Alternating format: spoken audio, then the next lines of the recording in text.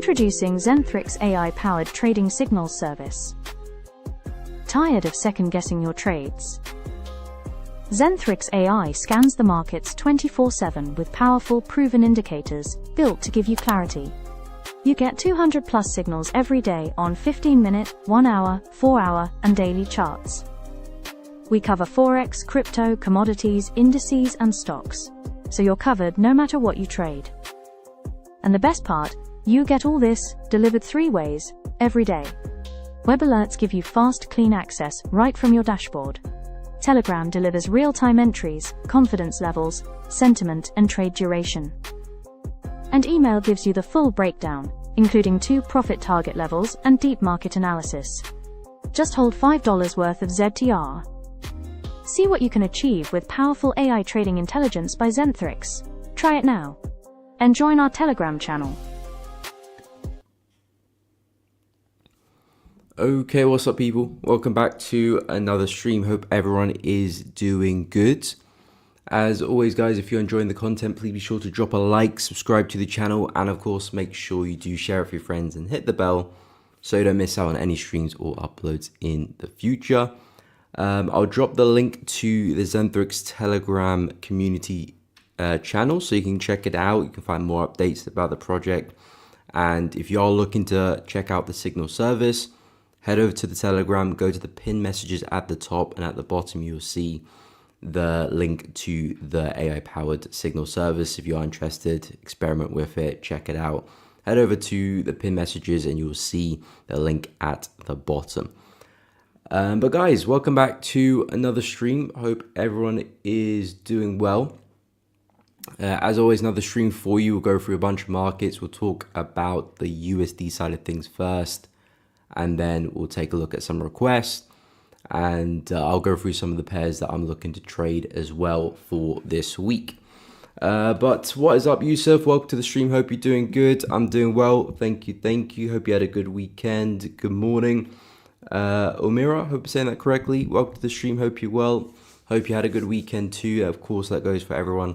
Hope everyone's well rested, ready for the upcoming week. So I'll go through the analysis on the USD side of things. Take a look at the DXY, USD majors, and gold and silver. We'll go for a quick overview of a platform we've been working on under Zentrix. So I'll quickly show that to you guys, show what's to come. And yeah, we'll go through some requests, some pairs I'm looking to trade, and have a good time with the charts as always. So first things first, we'll take a look at DXY, which of course gives our summary of what the dollar is actually looking to do. And yeah, I'm still pretty bullish on the dollar. The plan is looking for some opportunities in favor of dollar buys. So looking to short euro, short pound. We'll go through that in a moment. But of course, USD has been a bit weird as we started for the week. A really crazy wick there to the upside as things opened up. So it's kind of made it look a little bit interesting, to be honest. But nothing's really changed. I'm still looking to see if I can find some buying opportunities in and around this area, which of course is our last kind of area of demand, which gave us a strong push to the upside. So this is an area which I do see a higher low forming, and I'm keeping a close eye. I like how corrective we generally are. I'm kind of ignoring this wick because of how kind of exaggerated and out of place it is. So I'm kind of ignoring that for the time being. But I do want to see some more rejection to the downside. I do want to see some wicks to the downside, maybe a more kind of prolonged consolidation, and eventually a strong shift for the buyers, a strong close, kind of giving us the sign that says, okay, momentum's back for the buyers, and possibly this is going to be the next higher low, just like we formed one over here and just like we formed one over there, and we can go and attack to the upside, at least back to the highs there, but then hopefully back to the highs around 100.2. So the plan is still very much looking to buy USD. We're still kind of quite flat. We had a big drop, but momentum hasn't really picked up for the bears since that's happened. So I'm kind of expecting a higher low to form, at least a push higher. We might not get all the way back to the highs there, but judging momentum and how we're looking, buys is my focus for USD as it was last week. So nothing's really changed there. This is still very much the plan. Take a look at Euro USD, pretty much the opposite, of course, very inversely correlated. So if I'm looking for upside in the DXY, 9 times out of 10, I'm looking for downside in euro, and that's exactly the case. Lovely area of demand here, brief consolidation for a few hours, a few days, and we had a very aggressive push to the downside. I'm simply looking for price to tap back into that and hopefully have another sell. Again, we're looking quite flat right now, which is a positive sign. It means that despite the bullish momentum we saw last week, things are starting to slow down and become a bit more corrective.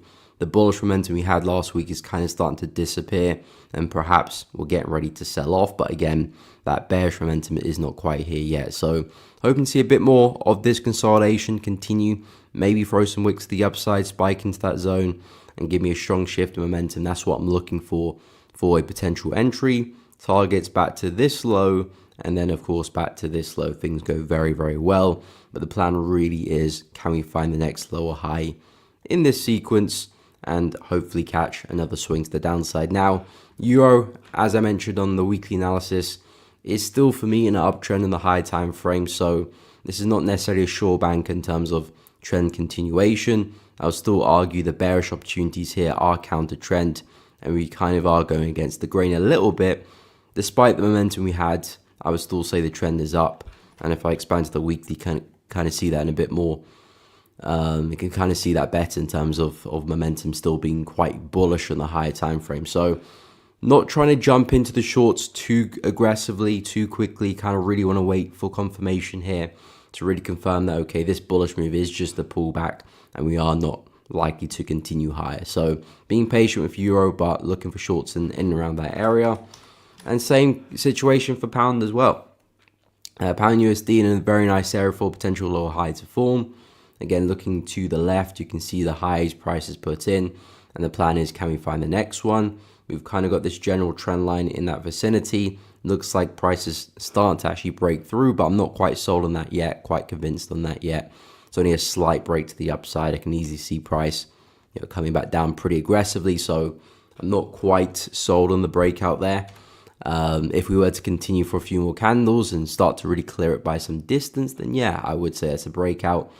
But we're coming into an area which is kind of make or break for pound, because if we're not going to sell off from here, then I struggle to see an area which we do sell off. And especially, of course, if price does break structure here, well, that will completely nullify my bearish bias. At that point, I'll probably be quite bullish on the pair if we do break the high. And at that point, maybe talking about a pushback to the swing high around 1.38. So yeah, pound USD is at an area which I do see price selling off. Euro's at an area which I do see price selling off. So we're trading at very interesting areas, and I'm keeping a close eye. I have to admit, pound is looking a little bit fatigued here, so it's giving me some kind of hope to say that, okay, we are potentially starting to tie, we are potentially starting to put a lower high in, and we could see price turn around. So I'm seeing signs of that. But of course, we're not quite there yet in terms of momentum or in terms of confirmation. So just keeping a watchful eye on pound, seeing how we progress over the next few hours, few days pretty much. But I am looking for shorts. And again, targets will be back at that prior low. Just waiting for a good entry. Dollar CAD, same situation as well. Another USD pair, kind of looking for some dollar strength. Actually, dollar CAD looks a little bit better than pound and better than euro, really. Still a bit flat, but it looks like it's starting to gain momentum to the upside. I wouldn't say the momentum is quite there yet, but it looks like we are starting to pick up some momentum. We do have a bit of a level just in front of us, which price does need to kind of redeem again. It's been a solid level of support in the past, resistance a couple times. We broke through that. The plan originally for dollar CAD was looking for a break, and we tested this area and then the continuation. But we did see price break back below, which was a little bit for the buyers. But if we do recover that, well, that gives me a lot more confidence, and perhaps we are going to talk about a pushback to high. So dollar CAD looks like it's slowly trying to pick up some momentum. Like I said, if it can break through that resistance level, that will be a strong sign to say that, okay, the buyers are back in town. This potentially is a higher low. This was a very convincing, very commanding bullish leg. Is this just an impulse, and is this bearish leg just a pullback of that? That's kind of how I view dollar CAD for now, even despite the fact we did break slightly underneath this level. So if we can recover it, potentially even come back for a retest, I do think some entries could look good, and targeting back at the highs here at 1.38773 roughly dollar CAD. So still looking for buys for this one. Again, not quite ready yet, but I'm seeing some signs that we're struggling to break lower, so we'll keep an eye. Aussie dollar, same situation as well, looking for a push down, again in favor of dollar strength. Very corrective ascending channel here, as we can all see, really corrective on the way up, commanding bearish leg there to the downside, and looks to me that price is now coming back to retest the channel here. So I'm looking to see if we can get some more rejection and then potentially get the sell-off. Overall, kind of trading in the area of supply over here. So as a brief kind of pause there in the market, kind of spent a few hours there before a very strong move to the downside. We're now coming back into the same area there as well. And you can see the wicks, you see how flat we are, which is a positive sign. It shows that to me, okay, this bullish momentum hasn't been convincing. It's not like this leg or even this leg here, which we did see a very strong breakout, but price recovered very aggressively soon afterwards. Here it's very corrective, so I am getting the impression that this is just likely a pullback for us to see a lot more downside in the short term. So keeping a close eye here for not dollar CHF, for Aussie dollar, but I do want to see price give me a strong close. That's kind of what I'm looking for in terms of an entry, and then hopefully we can see a push back to the lows and we can go further from there. In terms of New Zealand dollar, of course, very similar pair to Aussie dollar. This one as well, ascending channel, looks like it's kind of retesting the underside of that. I just think Aussie dollar is a lot cleaner, so I'd rather focus my efforts on that pair. They're very similar pairs after all, so I don't really see a point to trade them both, because they'll probably both fail or both work. So I'd rather just focus on one. And yeah, it looks like price is retesting that area as well. And so far, a lot of wicks, a lot of rejection. If momentum can pick up, I think this is not bad for a short as well. My only concern with New Zealand dollar is that there's a lot of support kind of in and around this area. So in terms of the potential, unless you can get really good entry, yeah, I mean, number one, I don't think that the risk to reward look particularly great for me in terms of the 4-hour chart. And overall, it is quite a messy pair. You know, there's a slight ascending channel. You could easily argue that this is just a consolidation as well. So it's a little bit choppy, a little bit kind of tight. So I'm not seeing as much reward there, as much opportunity as with Aussie. And because they're such a similar pair and a similar opportunity in terms of the setup, I'd rather just focus with Aussie dollar shorts. But this one, I'm pretty bearish as well. Another USD pair. I do expect USD strength to come into play. And if we can see a rejection of this area, which so far we're doing, I do think we can see another bearish leg to the downside back into the lows around 0.586. Gold, a little bit interesting as we've come into the week, looking pretty bearish. I was actually expecting a bit more upside before that momentum kicked in for gold. I was looking for price simply just to come back to the high of the range, because we've done really well respecting this level once, twice, a third time, and a fourth. So I was looking for price to at least get there before looking to sell off. We're looking pretty bearish at the moment. We came about 3/4 of the way, probably even more than that before this turn of events. So with gold, I wouldn't really do anything, to be honest. Like I've said, the areas which you really want to focus on are at the highs and at the lows of the range in between. Unless you're looking for very short-term opportunities, I wouldn't look for any big swing trades, because typically that's not really where the swings happen. You want to focus your efforts at the highs and at the lows if you're looking to try and catch, you know, big swings. If you're looking for short-term trades, you can get away with that in the middle of the range, as long as you're not trying to overstay your welcome. So despite the bearish momentum we're seeing right now, it doesn't really get me excited, doesn't really do anything for me, because we're not really selling off from any area of significance.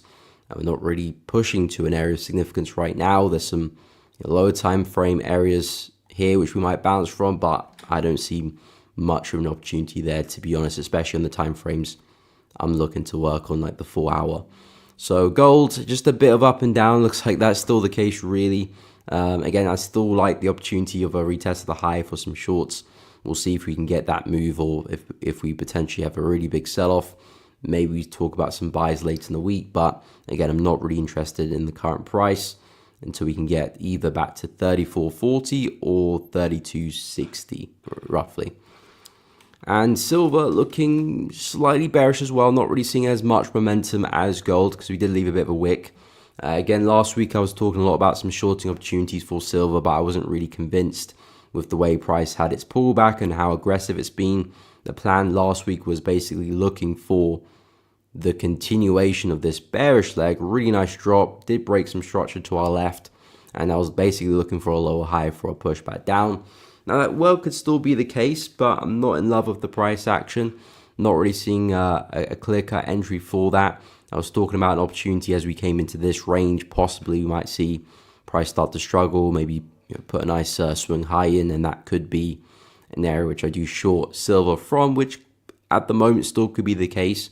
Price has reached that level. We're starting to see a lot of wicks. It's really starting to struggle, but we are still seeing wicks to the downside. In the last 4-hour candle did close with a pretty big wick there, so momentum's tried to pick up there, but it's failing to do so at the moment. And yeah, I kind of would like to see maybe us consolidate a little bit longer, maybe throw some more wicks to the upside this time, and maybe off the back of that we might see another opportunity to short. But I'm keeping an eye on silver. I still do think there's a potential sell-off, but it was a quite aggressive up move last week, which kind of looks like a V-shaped pattern. So I'm being quite hesitant before I do click the trigger. If things look really good, then yeah, sure, of course I'll take the trade. But like I said, this looks kind of like a V-shaped pattern. It's not the best example, but I'm seeing a possibility of that being a V-shaped pattern. And if it is a V-shaped pattern, that normally means more upside. So I'm being quite watchful of that. But yeah, we are in a nice area of supply. We are still struggling at that area. Shorts could come around, but not quite yet for me, at least with the price action. So staying patient for now with silver, but there could be some sells coming up with this one, particularly if USD is going to be strong. That should help us out, but we'll see. So yeah, that's kind of where I'm at with USD for now. Still looking for buys as I was last week. Nothing's really changed from that. Still looking for buys for dollar. We're still trading at a nice area, but not quite seeing the confirmation just yet. So being patient for that. Anyway, what's up, guys? Hope everyone's doing well. Cease Integrated, good morning. Hope you're doing good. Yusuf, thoughts on Euro G on the 15 in a buy currently. Okay, we can take a look at that. Is that buy for both of them or one of them? But anyway, we'll take a look at both of them on the 15. Pavinator, my man, hope you're well. It's going good. Happy Monday, right back at ya. Let's hope for some massive moves in Aussie dollar. Yeah, I'm looking for some shorts on that one. I still think we can go to 0.625, 0.62 potentially, so I'm keeping a close eye on Aussie dollar shorts. Dollar Suit Chef, Cease Integrated, yes, we can go through that. Another USD pair, we'll take a look. I was taken out on break-even euro, okay. Is that for the buys, Yusuf? But yeah, we can go through that. Raphael, dollar CAD, oil longs on the hour time frame. Yep, we can take a look. Tashi, good morning. Hope you are doing well. So a bunch of pairs to go through, but I do want to go through our perps trading platform quickly. Just share that with you guys, quick overview, and you can see what is coming up with that platform. It's a very exciting part of the project we've been working on. So I do want to quickly showcase that to you guys, and then of course we'll go through some analysis, some pairs you guys have requested. I'll go through some positions I'm in, some positions I'm looking to take, hopefully this week as well. So if you weren't here on Friday, you might have missed it, but we'll probably be going through it a lot more. But this is a platform we're working on under Zenthrix AI, which involves, well, the project involves a lot of working around AI and looking how AI can help improve our trading opportunities in numerous ways. But one thing we're working on is this perps trading platform, which allows you to connect with your Solana or Ethereum wallets and begin trading straight away. At the moment, we only do have crypto markets you can trade, so BTC, Ethereum, and of course a bunch of others, especially some smaller ones as well. But we'll be looking to add Forex indices, other markets as well. So do stay tuned for that. But at the moment, you can connect your wallet, start trading straight away. You can connect your wallet via here, clicking that, and then you can connect your wallet against Solana or Ethereum wallets. Any of these wallets you can connect straight away. If you don't have a wallet, you can connect with your email as well, so you can log in with your email and trade through that as well. And again, if you want to test it out, you don't want to go straight away to live, there's the testnet, which you can connect and trade with demo currency of USDC, which you can request and begin trading on the platform, just like you would do on any other platform. You can buy and sell, set limit orders, set stop loss orders, take profit orders as well. You can partial out, just as you would with any other trading platform. And it's a platform we're really excited about, especially because of the potential of it in the future, the lack of restrictions like you have with other major brokers like Binance. There's no restrictions. You don't have to wait to request payouts. You don't have to wait to request your withdrawals. You trade straight away. Settlements are done instantly, and you don't have to wait to withdraw your profits. You can just trade, hopefully close a profit and withdraw that straight away. So there's a lot of advantage in that area, but a lot more to come with this platform. If you're looking for the URL, it's just the first part. You can copy that. I'll probably have a link in the description, but you can check it out, play with it. Again, like I said, you can there's the test net, so you don't have to trade live straight away. At the moment, only crypto, but FX is still to come, so keep a close eye on that platform, guys. But we'll talk more about that as time goes on. And again, like I said, more markets to trade on that as well. With others, Pavinator, it's a project we're working on. Zenthrix AI, that is a part of the project, that trading platform.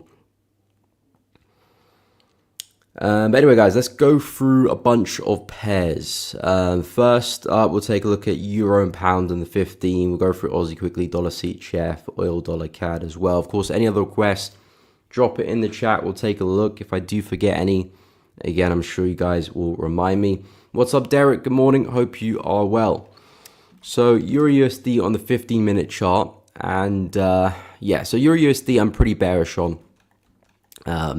I'm looking for a pretty big move to the downside for Euro, in the hopes of trying to catch another lower high. We formed one over there, second, third. So from a 4-hour perspective, that's the analysis. Of course, I'm about to drop to the 15 in a moment, but from a 4-hour perspective, that's what I'm looking for. However, that's not always the case when I do drop to lower time frames, especially from 4-hour to 15-minute chart. There's a lot of candles that make up one 4-hour candle, so opportunities could differ slightly. Although that's where I do expect price to end up eventually, I would wait for the structure to really turn bearish on the 50-minute chart before I would start to advocate for some shorting opportunities.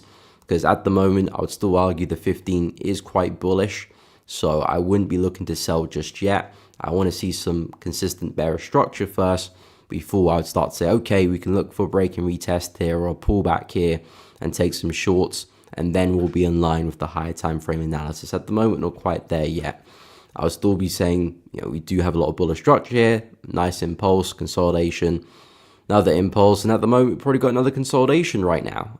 So yeah, I mean, you did say you won some buys there, Yusuf, on the 15. I'm not quite a fan of the structure right now because to me, this looks like a consolidation. So I wouldn't really try and be looking to buy here. Looks like we kind of got some higher lows and some lower highs here, kind of squeezing a little bit. So not really seeing much of an opportunity. Last week, I did mention the opportunity down here. If we could see a retest of this level, I think in terms of the buys for Euro, this level makes the most sense. Because really solid resistance, we had a lovely breakout, no prior retest of that same area. So I do think price can come back and retest this area and see a bounce. Again, like I said, I do think the bigger move is the downside, but I think for the time being, we could probably catch a nice reaction. Maybe it might take us back to highs, maybe take us halfway, or maybe just be a slight bounce. Let me roll over. Of course, only hindsight will be able to tell us that. But on paper, I do think this is a really nice opportunity, especially because we had this very strong move to the downside initially, which I would imagine there'll be a lot of stop loss orders underneath that, a lot of liquidity will lie below that. And that will play into our hands a little bit, taking out those lows to test this area. Naturally, I think we'll probably have a bounce off the back of that. And it plays into the bias of this bullish 15-minute chart. I would argue this would be the best place to pick up some long. So Euro on the 15, that's kind of the best opportunity I can see. At the moment, this is all noise here. So I wouldn't want to do anything in there unless I'm trying to call the tops or call the bottoms. But even that, not really my forte. So I'd rather focus on these areas away from all the noise. This is where people are getting kind of caught up back and forth. Over here is kind of, sitting way back away from all the noise, and you're kind of biding your time a little bit. So I kind of like this opportunity on the 15-minute chart, and then we'll see where we go from there. Potentially we could see a swing back to highs, but I would stay watchful. I'm pretty bearish on Euro longer term. So, I'll be looking for opportunities to short it. But from a 50-minute perspective, I think there's actually a nice, at least short-term buy there. As for the pound USD, this one has been trending to the upside in the 15 as well. Of course, in the 4-hour time frame, I'm actually still pretty bearish on pound USD. I'm still looking for a bearish leg back to these lows here. So that's still very much my take for pound USD.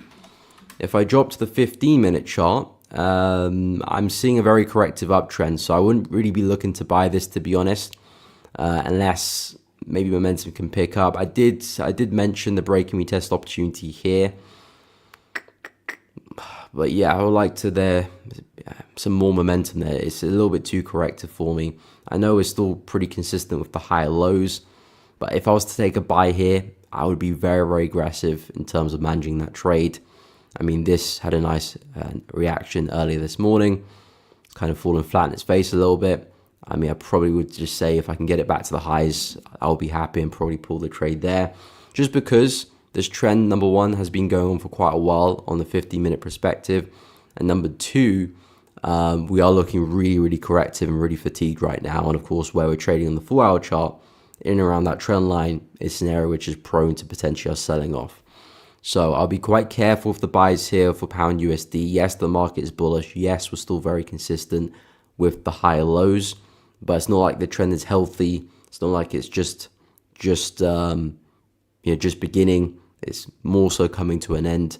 So I'd be quite careful with the buys here on the 15. Yes, it's a nice break and retest opportunity, but because of how corrective it is, I'll probably say if we can get a push back to highs, I'll probably call it a day. Maybe you can leave positions to run just in case we do fly. That's of course always a possibility, but based on how we're looking, I would guess that is probably going to be the next likely move if we do get a push back to the highs.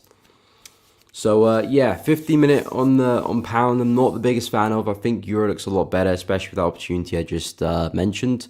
This one looks like it's tiring, so if we can get a break of structure, some lower lows and lower highs playing, I think there could be some nice sells on the way back down, but that could take maybe a day or two to form. So yeah, that's kind of where I'm at on the 50-minute chart. Okay, we'll go through Aussie dollar for Pavinator, then we'll take a look at dollar CHF. Next, we'll go through dollar CAD oil as well. What's up, Ivan? Welcome to the stream. Hope you are doing good. Welcome. Okay, so Aussie dollar, then dollar CHF. So yeah, Aussie dollar, I am a fan of the short still. Of course, we had a lovely sell-off past couple of weeks. And the way I see it, this bullish move looks like a pullback. It started off pretty aggressive off the back of NFP, but since then, been pretty corrective, which is what I want to see. And the fact that we're kind of stalling at the low of this channel, and coincidentally in this area of supply, it does give me hope that, okay, this breakout is the real deal, and this is just a pullback to maybe retest the structure before we do continue. So I'm pretty bearish here for Aussie dollar, and I do expect more downside. I'm at least looking for a push in and around this area. So I'm still expecting a pretty big drop there for Aussie. Hence why I'm quite keen on finding some entries. At the moment, nothing quite there yet. We had initially a strong reaction. Since then, we've been pretty corrective. I quite like the fact that we're just firing a lot of wicks to the upside here. kind of showing us that, okay, we're really struggling to break through this area. All I want to see is some convincing momentum from the bears, and that could be enough to get me into the trade. Entries around there, stops above the high, initial targets back at this low, and the next targets, as I mentioned, back in around that area, around 0.635. We might even go further than that, but if I can get a trade from here to there, I'll be very happy with that. Don't need to look for the home run for every trade. I'll be very happy with that move there. So yeah, Aussie dollar, quite like it. Again, hopefully some big moves this week. I think we are positioned pretty well right now, so keeping a close eye on that one. But not quite ready yet. Not quite ready yet. And same situation for dollar CHF, although looks like we are picking up some momentum. So I'm keeping a close eye on dollar CHF because this is also another USD pair, which I may find myself trading this week. I like dollar CHF, I like Aussie dollar, I like pound, and I like euro. Those four in particular, maybe even a bit of dollar CAD. Again, I'm not trying to trade them all. I'm just keeping a close eye because I'm looking for pretty much the same move in favor of dollar strength.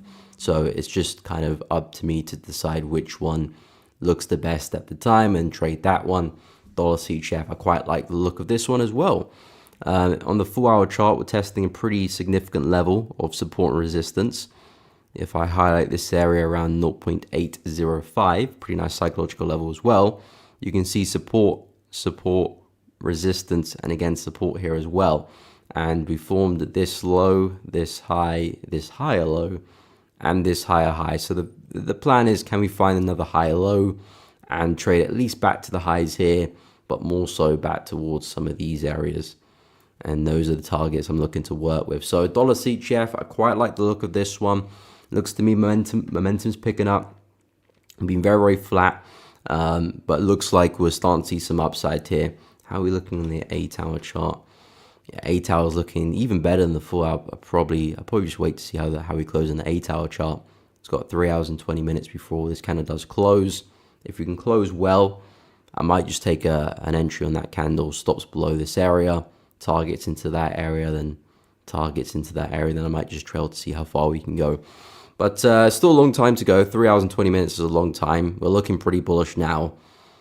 But by the time that kind of closes, it might be a big wick to the upside and things might not look so good anymore. So there's a lot of time to kill between now and then, but I'm seeing signs that momentum is picking up and perhaps we are putting in a higher low and we are going to see a push to the upside. And what I also like as well is that we have this really aggressive push down from NFP, and pretty much all that momentum is kind of stopped on a dime.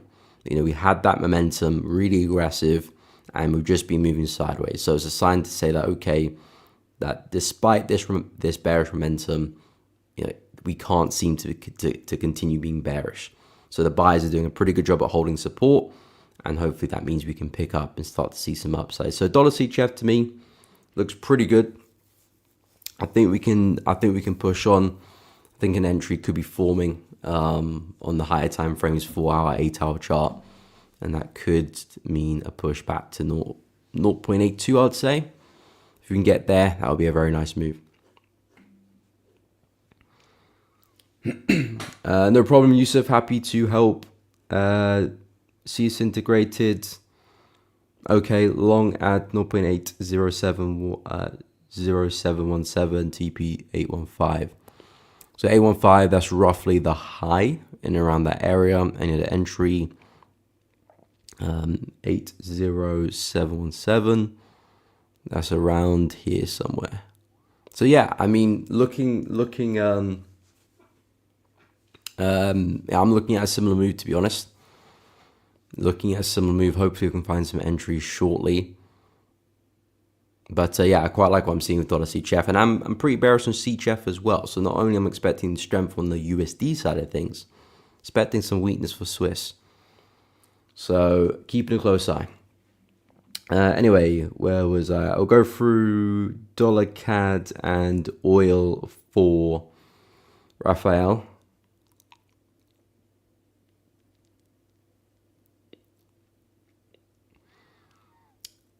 What's up, Annie? Welcome to the stream. Hope you're well. Okay, yeah, we can take a look at Solana, no problem.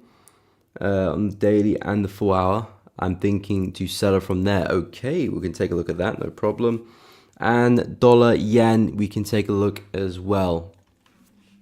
Okay, so dollar CAD oil.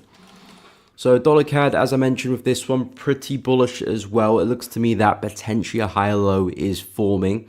Again, we had a lovely bullish leg the past few weeks, and the plan is simply, can we find a continuation of this bullish leg? This is our impulse. This is our potential correction. I'm viewing that as our pullback, and now I'm looking at continuation back to highs and potentially further. Pretty much the same opportunity as I've been discussing with all the USD pairs, and dollar CAD is not any different. What I would say with dollar CAD is, though, we do have this level here, which price is kind of trading below. So I do want to see some signs that price is breaking above this level. It has been support previously in the past, resistance a couple times. So it is a level which price has paid a lot of attention to. And at the moment, we are trading below. And for all we know, this could act as resistance, and it could give us another bearish leg, which I'm not really interested in. So I do want to see price kind of redeem this level, start trading above it again, perhaps even retest it. And there could be some nice buying opportunities off the back of that. But the targets, of course, for dollar CAD will just be a push back to the high for this week. We potentially could go a lot further, but I'm not going to get too much into that. It's actually a pretty big level, around 1.39, which I'll be quite careful of. If we go to the weekly chart and map it in, you can see this is a pretty strong level of resistance here. So long term, I'm kind of in and ahhing with dollar CAD, but at least another push back to the high I think we can get this week. So yeah, dollar CAD, just want to see some evidence of us breaking back above this area. It looks to me that we are finding support here. We've seen a lot of wicks to the downside. Momentum looks like it's picking up. So I think dollar CAD buys is a matter of time, but yeah, I do want to see us kind of clear that resistance to really show that the buyers are coming back into play. If not, we could still sell off. So I don't want to jump the gun and get in too early. As for oil, last time I checked oil, we were looking a tad bearish. Yeah, it looks like price is actually breaking through support here, which is not a good sign. Not a good sign at all. So yeah, I will be quite cool. I mean, the breakout's not anything significant. It's not like price has seen a really aggressive bearish candle breaking through this, but I would say we are breaking through the level. So in terms of the buying opportunities, that's not really what I wanted to see. If we are going to buy, if we are going to see a big swing to the upside, then I want to see convincingly momentum taking us back above this area, because my whole kind of bullish bias for dollar CAD is, not dollar CAD, sorry, for oil, is the fact that we are staying above support here. Very significant level in the past, again over there, briefly over there as well, acted as resistance briefly there too, and then last week's candle kind of looks like we've closed below. Now, again, like I said, it's not the most convincing candle, but I would say we've closed below. So if we are going to get back above this area and start to see a big move higher, I need to see some momentum. I need to see some strength from the buyers, which at the moment not quite seeing. If anything, this could be the sign for more downside for oil. So I'm quite interested to see how oil does develop this week, especially because we are quite corrective on the way down. It's not like we've sold off very aggressively.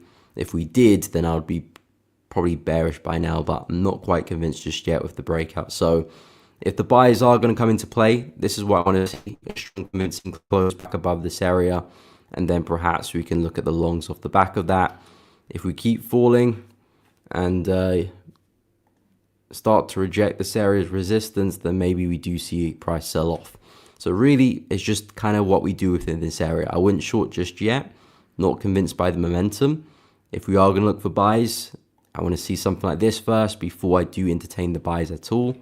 And if you do decide to keep falling and maybe pick up some bearish momentum, then yeah, I would be looking for pullbacks for more downside. So basically, I'm not quite decided yet. That's really what I'm trying to see. I can see price do multiple things, and I'm not quite sold on any particular move just yet. So I'm waiting for a bit more information to see how we do develop. Do we see strength, or does the market keep falling? Well, then that will kind of make up my mind for me. So just waiting for a bit more information for oil. But at the moment, I would kind of hold off. I wouldn't be looking to buy just yet, but trading below key support, I wouldn't look to sell. I think we're looking quite tired, quite fatigued, so I wouldn't be jumping into shorts here. So I need a bit more information before I do kind of pick my buys for the week. But hopefully maybe in the next 24 hours, things will look a little bit clearer. But yeah, at the moment, I'm just kind of just keeping an eye. I wouldn't do anything just yet.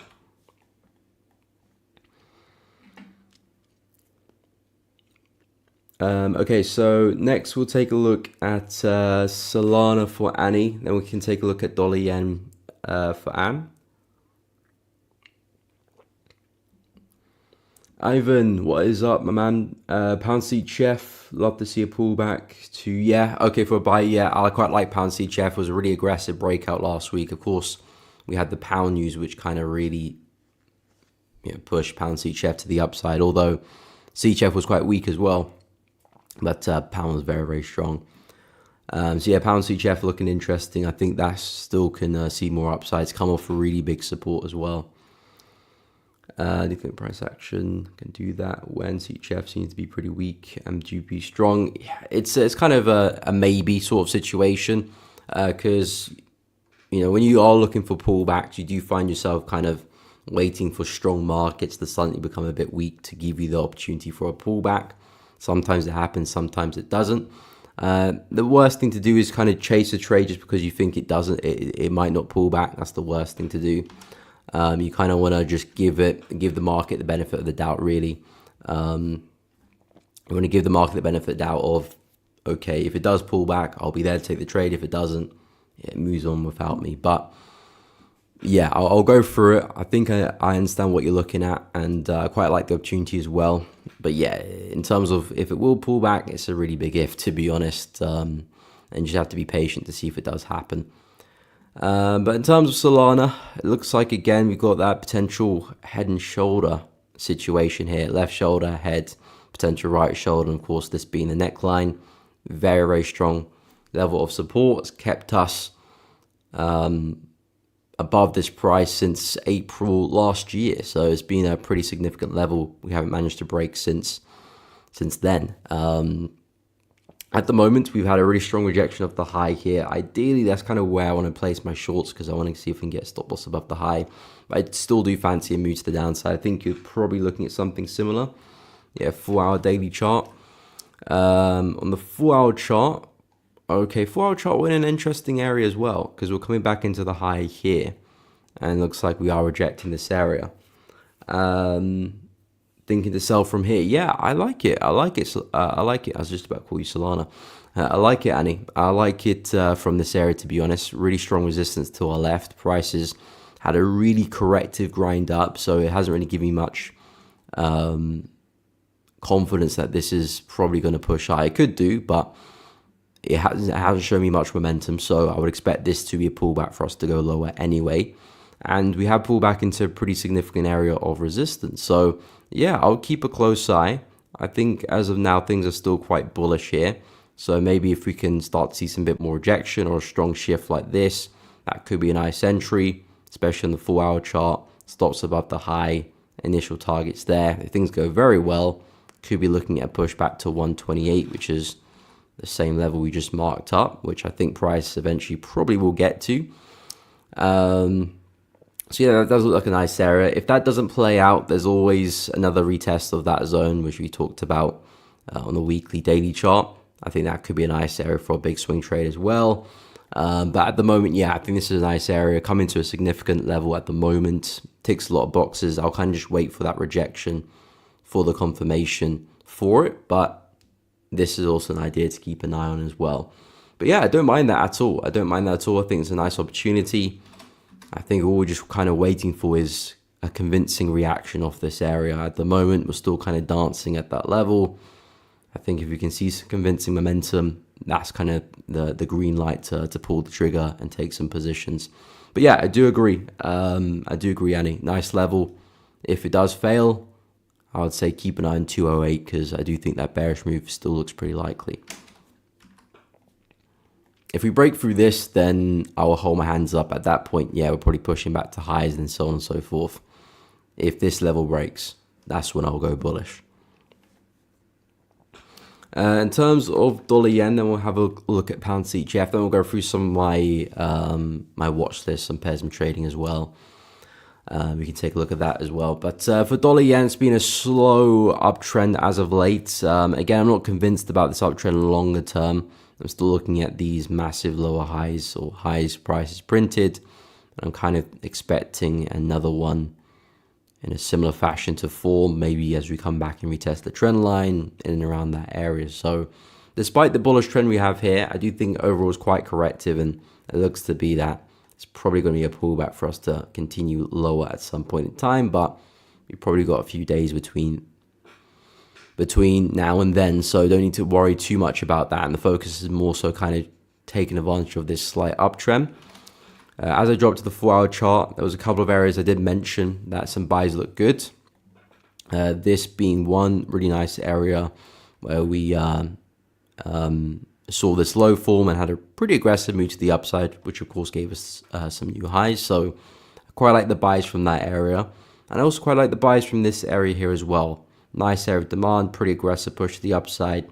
We haven't come back to retest that area since the breakout. So I quite like the opportunity for us to come back and retest that area. You can see the kind of high lows prices been forming. You know, this is kind of what I'm looking for price to do. Respect this area and push up, or we might slightly dip below before we do push up. But that's kind of what I'm looking at. Then eventually a push back to this area, which I'll keep an eye on. I think there could be some short-term sell opportunities from here. If it does break, then of course, next target would be back at the high. But yeah, I'm pretty bullish here for dollar yen. A lot of the yen pairs, I do think longer term can still push higher as well. Yeah, I mean, USD I'm still pretty strong on as well. So in terms of the currency situation, I do think we've got a strong currency against potentially a bit longer term, a weak currency at the moment. So I do think upside is likely. At the moment, looks like we're just kind of consolidating. So there is a world where we don't actually see any of these moves happen. Price just consolidates and maybe just breaks the high, and from there we start to trend higher. So keep an eye on that. But if we can push higher, start to see some rejection in these places, I think this is a smart place to try and catch a higher low, and you can look for a very nice swing trade back into 149 and back into 150.700 if things go very well. But yeah, I'm pretty bullish here for dollar yen. I do think more upside is likely. 146.5, 145 are the areas of interest for dollar yen for now. So yeah, hopefully that made sense. And in terms of pound CHF, so pound CHF, I'm pretty bullish on this one as well. Another convincing close on the 4-hour chart. Yeah, ideally it would be nice to see a pullback in and around this area. You're looking for a pullback into 1.079.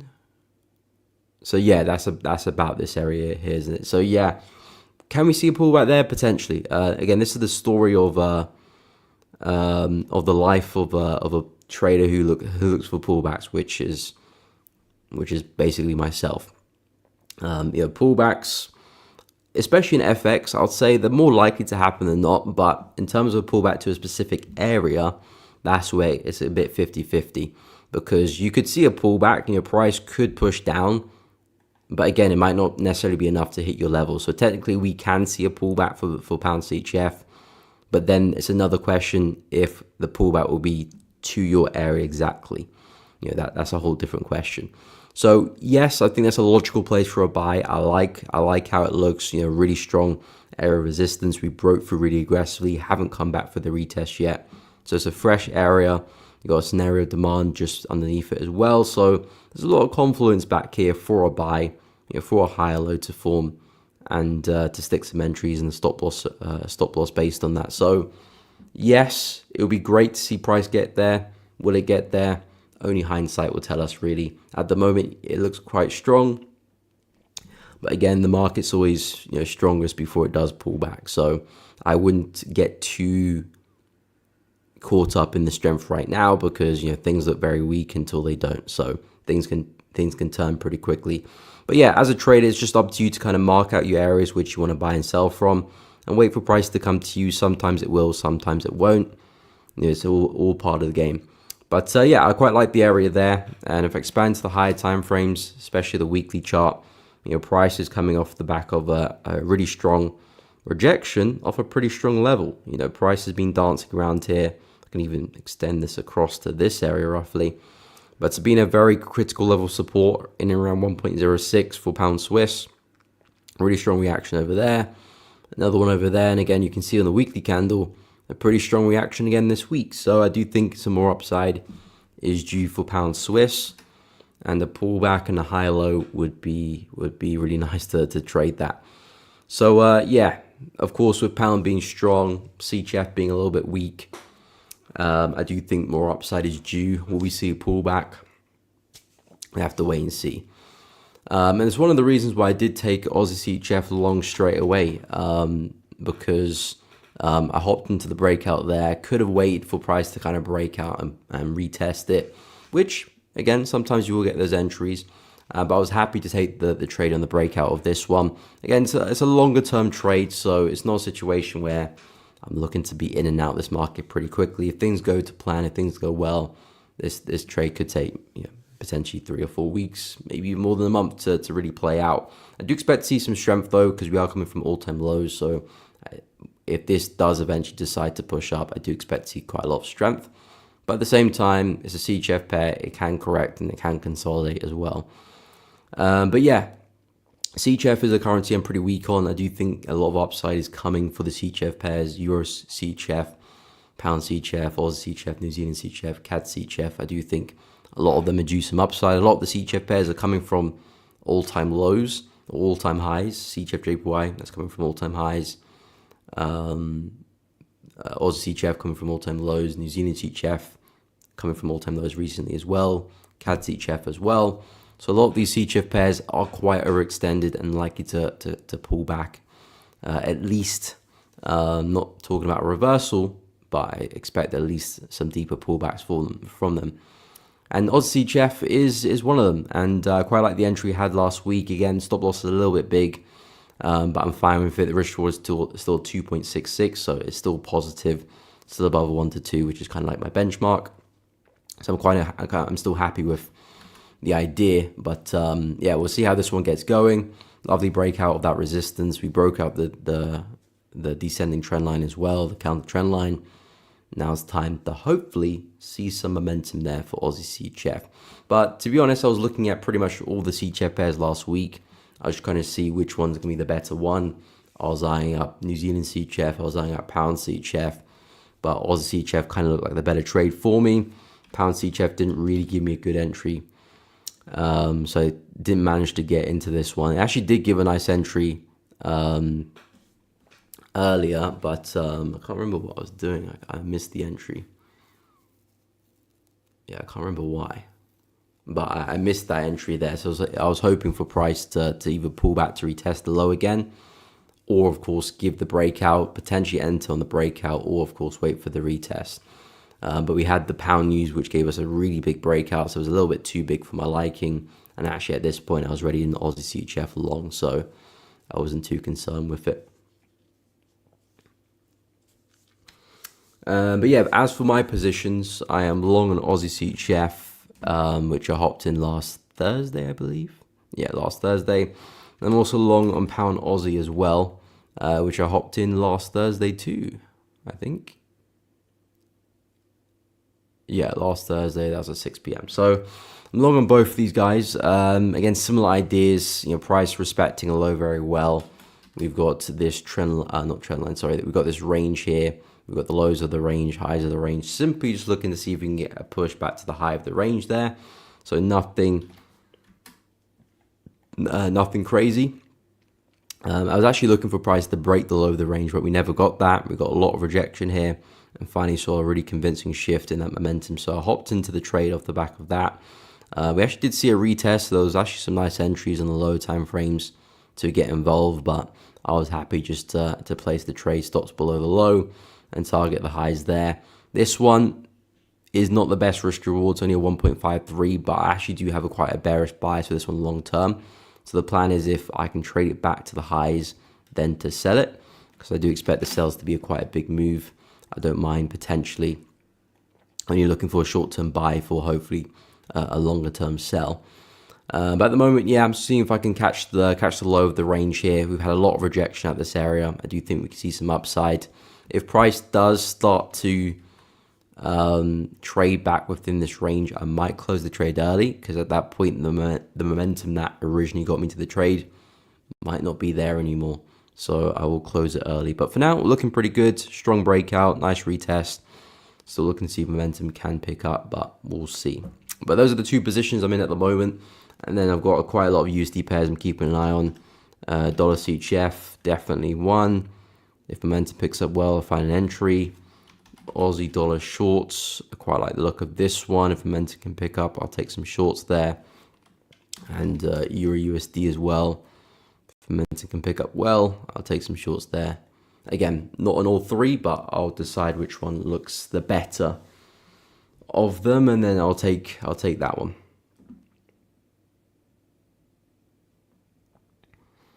So that's kind of the plan I have coming into the week. A lot of focus with the USD for now. Some other pairs in the watch list we can go through as well, but I think the USD pairs look the best for me right now. No problem, Ivan. Have a nice day. Appreciate it. And by the way, guys, if you are enjoying the stream, please be sure to drop a like, subscribe to the channel. It does really help out. Share it with your friends as well. And of course, hit the bell so you don't miss out on any streams or uploads in the future. But I do really appreciate everyone who has liked and subscribed so far. Dan, Euro yen, pound yen. Okay, we can actually go through the rest of the yen pairs. I've only taken a look at dollar yen, I believe. So I can go through the rest of the yen pairs, and actually we'll start with the yen basket so we can get a gauge on what the yen is actually doing itself, which at the moment is still just about bearish. Now the yen, if I expand to the higher time frames, is a bit of a choppy market at the moment. There is a lot of support below us, which looks like price could be headed towards. We failed at the highs basically. Price tried to break through that, didn't manage to do so. Now we've been looking pretty bearish since. I was actually hoping for a deeper pullback into this area, but we didn't quite see that. That's kind of where I was expecting us to sell off from. But yeah, that didn't quite happen. I think there's a bit of a trend line that price is rejecting at the moment, connecting these highs. As you can see, another rejection there. So despite the bullish momentum we had, doesn't really look to see that we've got much of a continuation from that. And maybe price is simply just going to push back towards support. As I scale to the 4-hour time frame, we've been looking pretty bearish. Looks like we've just come back for another retest of some structure, especially if I drop to the hourly chart as well. So again, despite that bullish momentum coming in, looks to me that we're just seeing another rejection of support, and that could give us another bearish leg, and we can see a lot more downside off the back of that. So yen to me is still looking pretty weak here. I think longer term we can still see some downside. I was expecting a bit more of a push up before we do push down, but looks like that move is not really coming into play. What I would say is, though, we are still quite corrective. It's not like price has just had an aggressive move back down again. This is a really aggressive move up, and this is pretty corrective for the most part. So I can see a world where we do that, but at the moment we're not seeing any signs of that happening. I'm drawing a nice counter trend line. Unless I see some strength closing above this, then yeah, we might see that bullish leg, but at the moment that is not the case. And yeah, we are rejecting really well, and in that case we can keep falling. So the yen at the moment looks pretty weak. So if the JPY basket is heading down, that means the yen is weak. That means you're probably going to see all pretty much the yen crosses head up together. So if we take a look at pound yen initially, and we take a look at euro yen as well. Yeah, so you take a look at pound yen, you're seeing pretty much that as well. Not as bullish, but we're heading up. We've been quite corrective, but we have been pushing up higher. I said on my weekly analysis that the plan for pound JPY now is what we do at the highs here. Back at 199.5, 200. That's going to be a make or break situation for pound yen. At the moment, looks like we're probably coming back for another retest of that level. Coming into the week, I was actually looking to see if we can retest this level and then sell. Coming into last week, actually. But we had the pound news. Price was really bullish. Yen was quite weak at the time as well. Looks like we've absolutely smashed through that. So now the plan is, what do we do at this area? There might be some nice shorts because we've respected this area very well in the past. I do think we can do that again. But if we do see a convincing break now, then that really does set the tone for pound yen. And then the next big level, the next big target will be all the way around 207. So if you can smash through that, then of course you're looking at your next pullback for continuation to 207. So pound yen, the focus is at this level really. The focus is at that level. Of course, we just looked at the yen, it looks pretty weak. We probably will get there. Then we'll see what we do next. Do we turn around? Do we break through? That'll set the tone. So in terms of pound yen, short term, I think we'll probably keep pushing up back to 199.5, back to 200. My long-term bias for pound yen is still up in the air. Because I'm basing on what we do at that level. And of course, since we're not there yet, need to wait to see what we can do.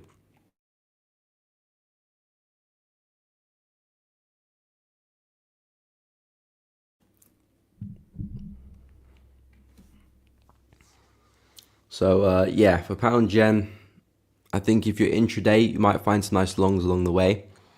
But as we get back to resistance, it's kind of okay. Let's wait for the market to tell us what we'll like to do next. If we reject, well, there could be some nice shorts. If we decide to have a big breakout, well, we'll talk about the buys afterwards.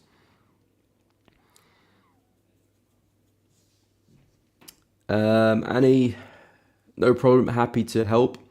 Have you review palladium and natural gas? I would like to know which one would you buy from their current position. Okay, we can take a look at that as well. Yusuf, DXY on the 15. Okay, we can take a look at that. I haven't actually looked at DXY on the 15 yet. But we can definitely look at that for you, no problem. Let me just go through Euro Yen for Dan first, and then I'll go through them in a second. Euro Yen, in terms of the overall picture, I think is a bit more straightforward than pound yen, because this still looks really bullish to me in the higher time frames. I expand to the daily, the weekly chart. I think it's a pretty straight path back to highs there. We even put it to that area. So 175 is very much the target. It's just a shame that Euro Yen hasn't given us much of a pullback, to be honest. Yeah, I was kind of hoping to see us push it into 166, 167, but no, that wasn't the case. It looks like we may even put the higher low in already, and price may be ready to continue to the upside. I did say last week for Euro Yen, watch out what we do at this area. If we do clear this well, then I would be pretty bullish in Euro Yen at that point. My expectation would be a push back to the swing high, then eventually a push to 175. So going forward with Euro Yen, pretty bullish on this one. Pretty bullish. I'm not quite convinced that we are going to sell off. We could do, but I'm not quite convinced we are going to do that, especially looking at the yen itself. So I think if we are going to see some momentum breaking through this, especially a strong break, that's probably the green light to be looking for some intraday pullbacks on the way up back to highs. And then if you really want to stretch the trades, there is the possibility that we do push all the way back to the highs over there from 2024. So yeah, very bullish on Euro Yen. I do expect more upside. At the moment, there's pretty kind of clear trend at play. So we're not trying to overthink things. And the plan is literally looking to continue that bullish trend right now. And yeah, if we can break resistance, I would say there's a very likely chance that we push back to highs, and this is going to be our new higher low, and then we're going to expect a new higher high. So very, very bullish stuff there for Euro Yen. Let's go take a look at natural gas. Where's natural gas? There we are. So natural gas. Oh, okay. So we just roll over there. Okay. So yeah, natural gas. Last time I looked at this was last week, I believe. I remember talking about support here, and I remember I said long term, I'm pretty bearish with natural gas, looking for us to come back here. It's a very significant support level at this point in time. I think we are likely to get there. You can see these kind of aggressive moves haven't really shown much sign of getting back there since then. Of course, we've had these kind of bursts to the upside, but nothing really big until this happened. And then we just fell flat on our face and came back into support. Then we've had a little bit of a recovery here, but yeah, nothing significant. That's probably just going to take us back into the lows. We might still see maybe another weird kind of push up. I can see that happening before maybe we do get to support again. But yeah, longer term, pretty bearish for natural gas. So in terms of opportunities, I wouldn't be looking to sell just yet anyway. I might be expecting a pretty big bearish move, but we are trading at support right now. So I would be pretty bullish, especially with how corrective we're looking. It's a very corrective move right now. So I do think we'll see a nice reaction. I do think we'll see a nice push back into resistance. Again, because I'm quite bearish longer term, I wouldn't get too kind of caught up with the buys. I do think it's more of a short-term move. So if I do get into a buy, I don't trade natural gas. But if I did trade natural gas, let's say if I did get into a buy, I would only be looking to try and see if I can catch a small piece of the pie.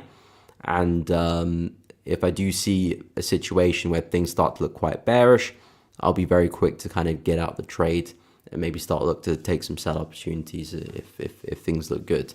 But I think this is still a great place for a buy. You got solid support to your left there, strong reaction over there.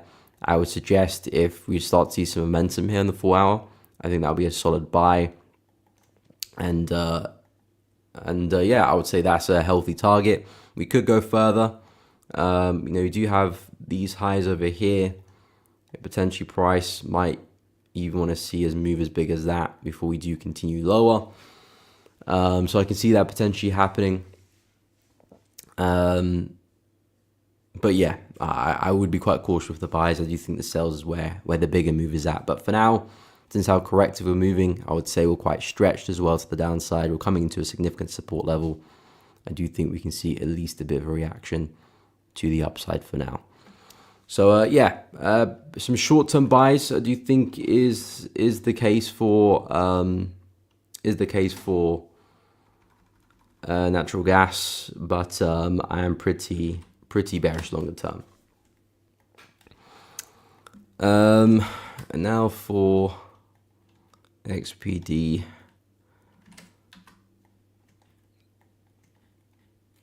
Okay, I'm just looking at the higher time frames to see what we've been doing. I think for this one as well, probably going to continue a lot lower as well. We've had a lovely run to the upside, but it looks like we're kind of a little bit stretched right now. So I do think price will probably sell off a little bit here.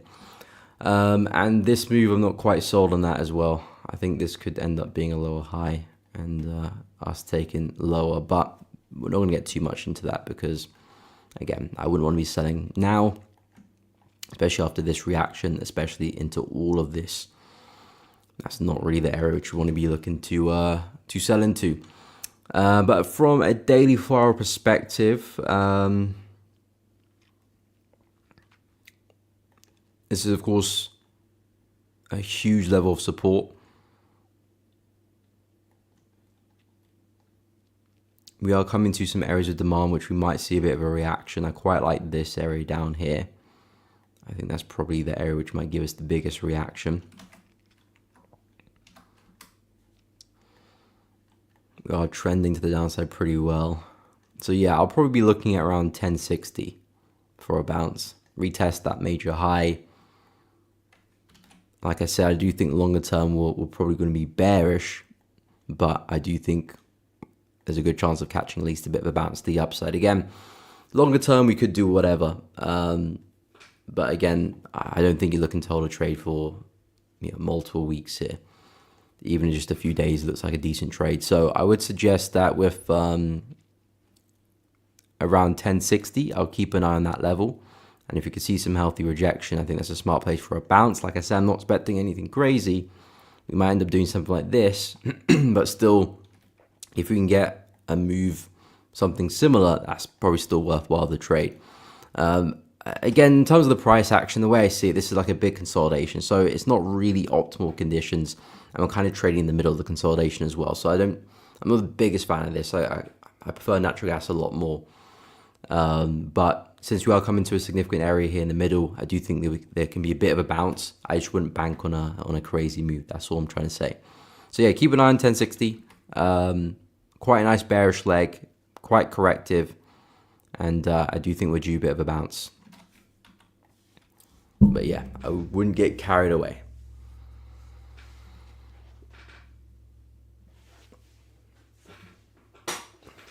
Okay, so hopefully that made sense. Next, we'll take a look at DXY on the 50-minute chart for Yusuf.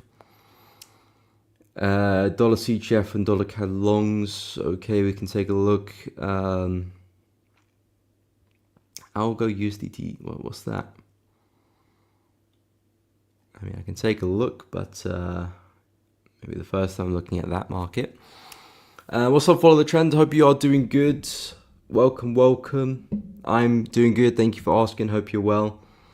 Yusuf, GJ in the 15. Okay, we can take a look at that as well. Waiting for a break retest of the range. Okay, we can take a look at that as well. No problem. No problem. Follow the trend. Still looking at gold buys. What is your outlook and level again? Considering buys from 33.40. I'm not a big fan of gold. The way I see gold is a big range, really. I mean, we'll go through and I'll share my opinions, but I'm not a big fan of the price action. I'm personally not looking to trade gold. To be honest, it's not why I watch this, but we'll go through it nonetheless. Anyway, dollar CHF and dollar CAD. Okay, we've been through this a couple of times, so I'll keep it short and sweet. In fairness, actually, dollar CHF might be a trade that I do take today, actually. I quite like the buys at the moment. But yeah, dollar CHF trading at a really significant level. Support, resistance, support again. So a really significant level, but the plan is looking to follow this bullish structure, and I'm looking for another higher low for a potential higher high. I'm pretty bullish on USD. I do think more strength is likely to come for dollar. I'm pretty bearish on CHF, so we got potentially a strong currency against a weak currency here, which should give us some nice buying opportunities. I'm actually looking for entries on the 8-hour time frame. It looks quite clean. I'm just waiting for some strength in this next candle. It's got 2 hours and 41 minutes to close. If it can close well, I don't mind taking a trade on that closure. Stops below the low here, and some targets around the high there. I'll probably see if I can leave some positions to run, because I do think we can go further, but I think that's kind of an area which we can be pretty confident that we can get to, especially if momentum closes well. But yeah, dollar CHF to me looks pretty bullish, and it looks like we're kind of breaking out of this nonsense we've been in for the past few days here, and looks like momentum's picking up. But the key thing is we are respecting support here very well. So I'm pretty bullish going forward with dollar CHF, and simply just anticipating this as the next higher low of this bullish leg. So a lot more upside expected. Dollar CAD, same situation, although I would say this one looks not as good, because we do have a bit of a level kind of staring us down at the moment. The plan coming into last week for dollar CAD was that I wanted to see price retest this area and stay above the level. We've got price support there, you got resistance over there, you got resistance over there as well. So the plan was really nice breakout here, nice momentum. Can we find the pullback to retest the zone and then the continuation? That was the plan for dollar CAD. And we kind of messed it up a little bit because we did break back below the level. So that's not really what I wanted to see. But again, just because we break support doesn't necessarily mean we're not going to form a higher low and we can't rally. We still could do that. Sometimes the market will break slightly below levels and still see the move. The market's not necessarily perfect. Things like that do happen, and that could be the situation currently. I mean, I'm looking at how we were forming. We were very aggressive off the back of NFP, but since then, we've been quite corrective, and it does look like a higher low is starting to form. We've tapped into the 50 of the fib. We respected that pretty well. A lot of wicks to the downside. So I'm kind of waiting for momentum to really pick up here and actually see us close back above this level, and that could be a nice entry on the break. Or you can, of course, look for the retest again. Maybe a bit of a head and shoulder pattern could happen. Left head, right shoulder. Something like this, and there could be a nice entry off the back of that, but we can probably speak a bit more in detail about that probably tomorrow or the day after. But yeah, I am looking at some buys for dollar CAD. I wouldn't say we're quite ready yet because we've still got resistance above us, but if we can close strongly above that, or even better, retest it, that's where I think the buys could be at, and simply targets back to the most recent swing high, and then we'll go from there. So yeah, still pretty bullish on dollar CAD, but yeah, bit of an obstacle in front of us, and if we can clear that, I think we can continue a lot further. Algo USDT.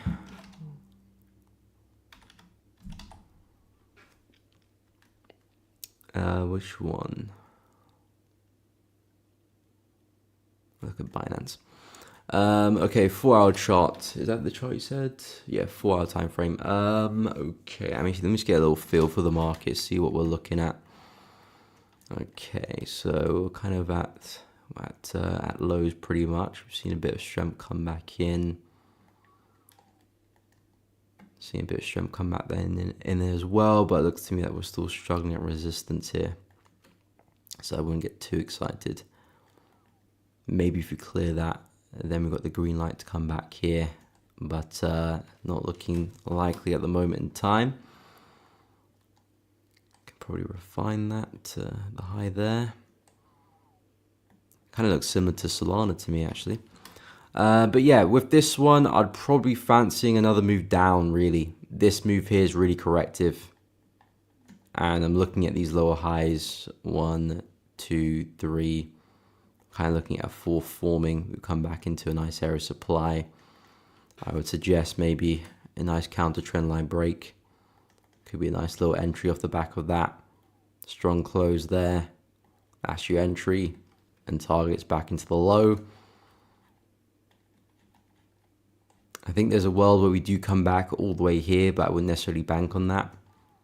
This is kind of an area of demand which we came into and which gave us this move, but it's been very corrective, so I'm not expecting anything crazy. I think the next big level would be this kind of area here. Nice consolidation, strong push. That could be where we form our next low. So yeah, for this one I'll be pretty bearish on as well. We've of course seen a lot of strength recently, but no real sign of continuation. We've just kind of banged our heads against some resistance and we've kind of fallen flat on our face a little bit. So despite that strength, it hasn't given me much confidence of a continuation. And we've been putting in some nice lower highs and things look really corrective here as well. So I would suggest another move lower looks likely. Again, if you can see a strong shift, the break of the counter trend line, that could be the entry signal to get into the trade. And then yeah, a push back into the low here. And then if things look really good, back into this area, that could be the next target afterwards. But yeah, I would say shorts on the 4-hour time frame. I know you said longs, but I'm not quite seeing the long opportunity here, to be honest. Yes, there's a slight uptrend here, but we're coming back into resistance where you put the lower high in. Altogether looks really corrective for me, so this is not the time I would be looking to long. Maybe if you do break structure, then maybe we are going to push back to resistance, but even then, doesn't look like there's much room there to work with. So I quite like the shorts with this one. I wouldn't be looking to buy. Anyway, we can take a look at GJ and I forgot the DXY, sorry. We can take a look at the DXY and GJ and the 15. We can do those together. And then we take a look at gold as well for follow the trend. Intraday, okay, we can take a look at that as well. Trev, aren't rate cuts coming next month? Ain't that bearish for the dollar? Yeah, potentially. I mean, again, I'm more focused on the price action. If things are going to be bearish, I'm going to wait for the price action to tell me that. At the moment, I'm not quite convinced. The price action to me on the 4-hour chart is still looking quite bullish based on the higher highs and higher lows. Until that invalidates, then yeah, I'll be bearish. No problem, Annie. Happy to help. Appreciate it. Glad it helped. If you guys are enjoying the stream, please be sure to drop a like and subscribe if you're finding it useful. Share it with your friends, and of course, hit the bell too so you don't miss out on any uploads or strength. I'm getting my words confused today. Uploads or streams in the future. I don't know what strengths. That was a weird one. Anyway, we'll take a look at the DXY on the 15 and GJ on the 15. We'll get them together. It's a really weird wick there. But yeah, so DXY in the 15, all I'm seeing right now is consolidation. So I wouldn't really be doing anything on the 15, to be honest. Maybe if you're looking for some short-term scalps, trying to pick the highs here, pick the lows here, okay, I can get that. But in terms of like a swing, even an intraday swing, I'll probably be waiting for price to make its move, really. Is it going to break lower? Is it going to break higher? Well, I think once we kind of find that out, then we can probably base some trades off the back of that. I think there's still a nice area of supply resistance above our heads here on the DXY. As you can see, a lot of consolidation and a strong break lower. If we could see price push towards that area, I do think we can see a nice push down. And from there, get a nice continuation, maybe back to lows, maybe even all the way into that range there as well. So shorts look good around 98.6. Again, my plan would be avoid trading inside of here. That's where all the noise is. I don't really want to operate in that area. A lot of indecision. If I can wait for price to get here, away from all the noise, I think I'd have a lot more joy here. Of course, I'd wait for us to get there, see how we get there and how we react. I wouldn't blindly short from here, but if things look good, I think that's a much better place to take a trade.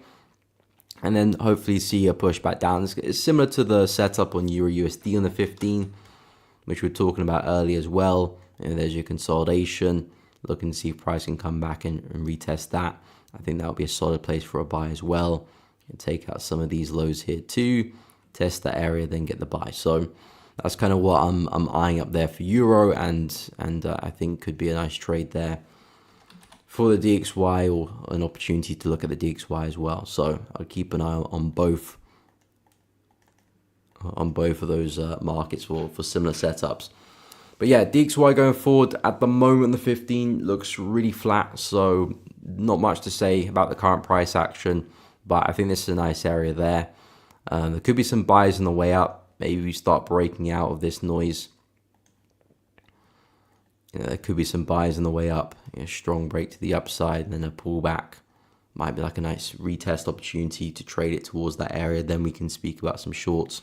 So there could be that on the way. But this looks like the best setup to me.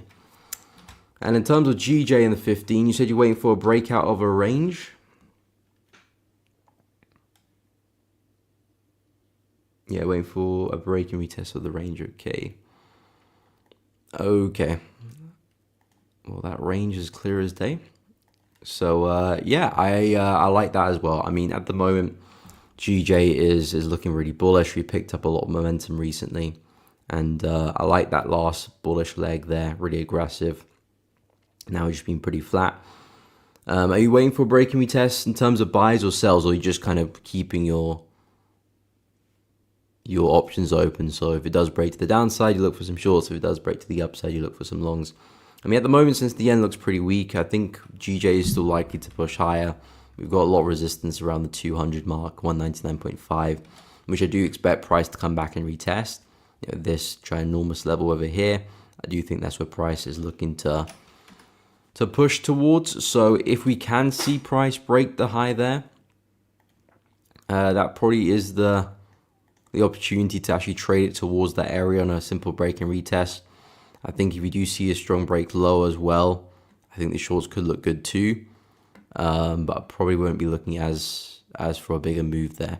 I mean, it's not a particularly big move to the upside anyway, but if we do break to the downside, I've got a feeling that eventually we put a higher low in to continue higher. Not quite convinced that we do come back to the lows here again. So yeah, for GJ, I like it. I think, to be honest, either side, break to the upside or the downside, shorts do look good. I do expect us to come and retest the highs there. So if you can break to the upside, I probably would favor that opportunity a little bit more. And then we'll see what price does there, because that's kind of where I'm waiting to judge my longer term bias with dollar, with pound yen, whether we break or not. That's kind of where I'm looking to base my next kind of swing bias for GJ.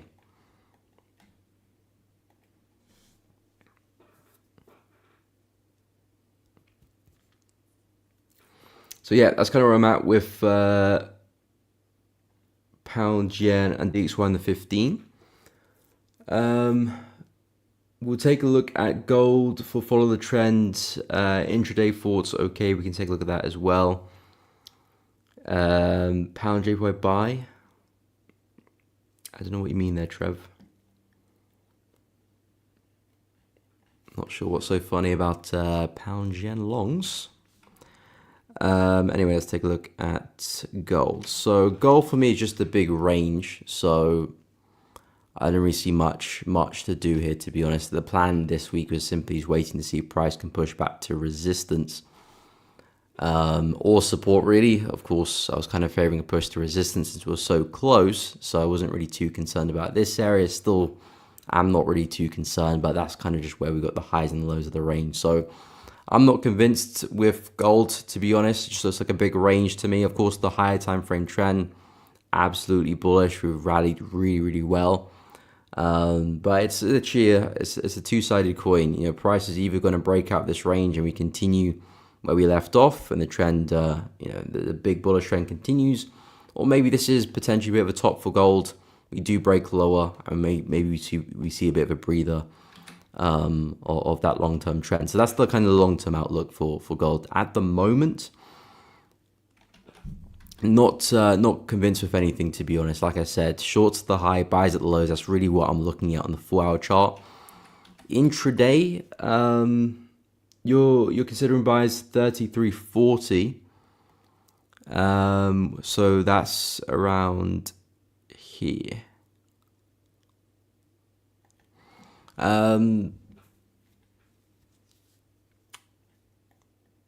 Yeah, I'm not seeing too much going on around there to back buys, to be honest.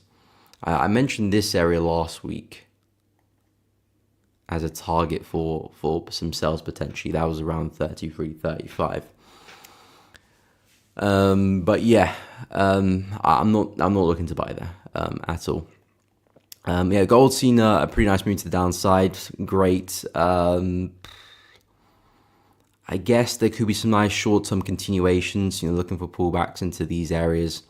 I think that could be a nice area to sell, especially maybe like a 15-minute chart, 5-minute chart even, just taking advantage of that momentum currently.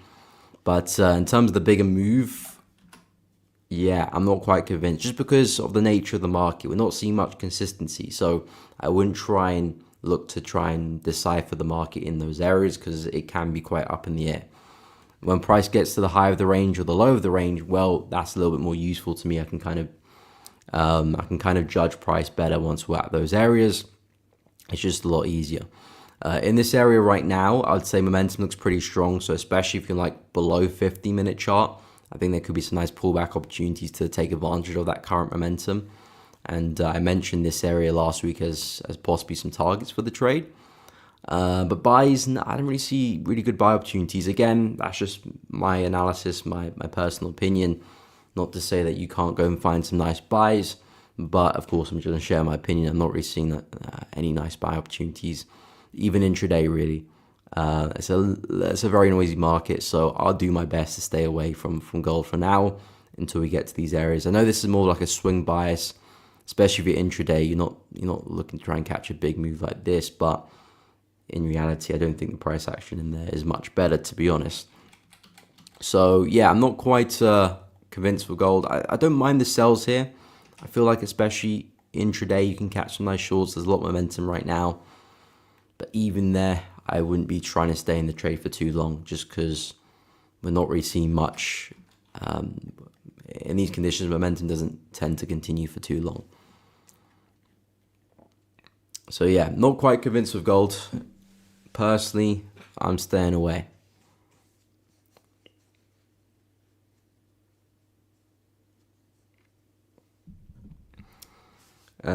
Yusuf, I'm just looking for a buy on the range break and retest. Okay, yeah, because yen basket was weak in my analysis and GBP was strong. Yeah, I agree as well. I think the pound yen buys look really good, to be honest, especially if we see a clean break of the range. But of course, you need to wait for the break for that, because of course that's going to be the catalyst. And of course, there's a lot of momentum right now as well. But if we can clear the range high, I do agree that is a decent buy opportunity. Pound is quite strong at the moment. Yen is quite weak at the moment. Of course, pound yen has been pushing pretty aggressively to the upside. So if you do see a strong break at the high, well, you're probably going to see that continue. So yeah, I would say keep an eye on the breakout and then look for some pullback shortly afterwards. And hopefully we can see a push back to 199.5 roughly, which is where we got that significant level of daily resistance. But yeah, pound is pretty strong across the board. Of course, off the back of the interest rates was it last week or the week before? I think it was last week. Yeah, last week it was. Yeah, pound reacted very bullish to that. So and it hasn't backed down since as well. So pound at the moment is really strong. And yeah, looking at the yen is looking pretty weak. And looking at the other yen pairs as well, it looks like they've got room to the upside. Haven't actually talked about some of the other yen pairs. If you go to CAD yen, I'm still pretty bullish on CAD yen longer term. We still do have, for the most part, this bullish trend, which I do think can still continue.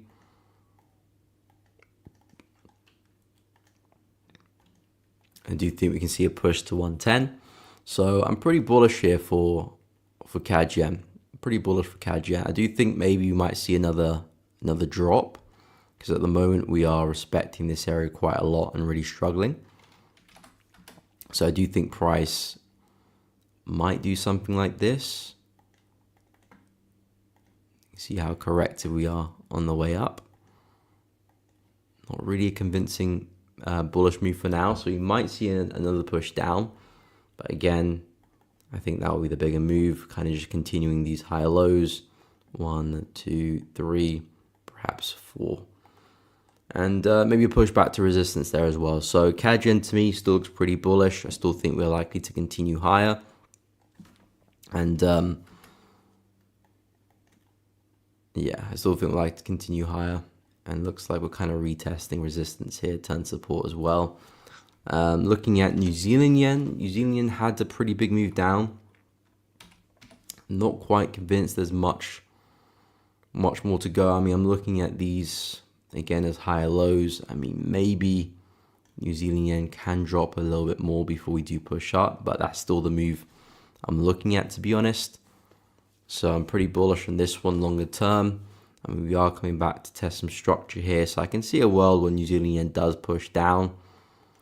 But again, I am pretty bullish with this one longer term.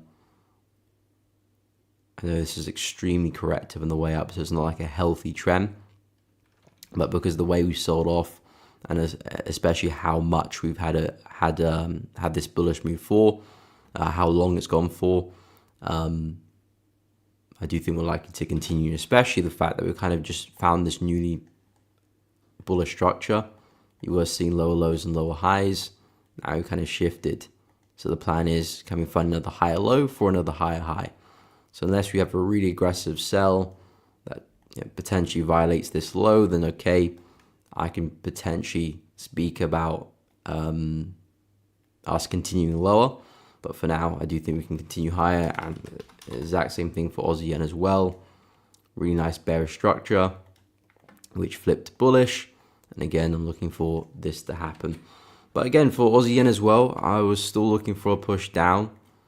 We were trading around this area. I was looking for another push down last week before we do continue higher. But it looks to me that price is now starting to climb above this area. I mean, I'm not looking to buy it. This is a really corrective move, so I wouldn't be looking to buy unless you write on the lower time frames. You might be able to find some higher lows there. But from a 4-hour perspective, I want price to be trading near the lows and picking longs off the back of that. But I'm not too sure if we do get this drop. Maybe price just kind of just grinds higher. But yeah, Aussie yen as well, similar situation. Nice bullish structure. I do think we can continue to highs and beyond that. Hopefully we can get something like this. If not, then yeah, we might kind of just keep pushing. So yeah, yen pairs at the moment. Yen looks pretty weak. Probably likely to continue higher. I've been looking for hopefully another down move for them before they do push up higher, but not really seeing much signs of that happening.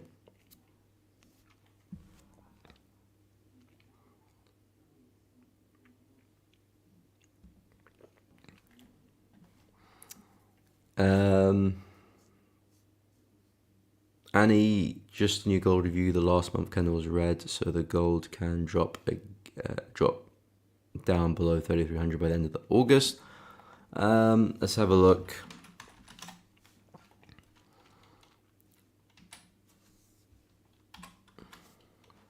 Let me get rid of my drawings. I mean, it only closed slightly bearish, but I think the bigger takeaway from the monthly chart is all these wicks. 1, 2, 3, 4 really aggressive wicks there to the upside. So For me, that's the key element of the analysis. The fact that for the past 4 months, we haven't really managed to get successful candle closure in this area. So if we're going to see August repeat that, maybe we're going to see another wick to the upside. And again, this closes at least as a doji, but potentially could close bearish as well. So I do agree with that logic. Yeah, I do agree with that logic. The only thing against us is that the market trend is really aggressively bullish.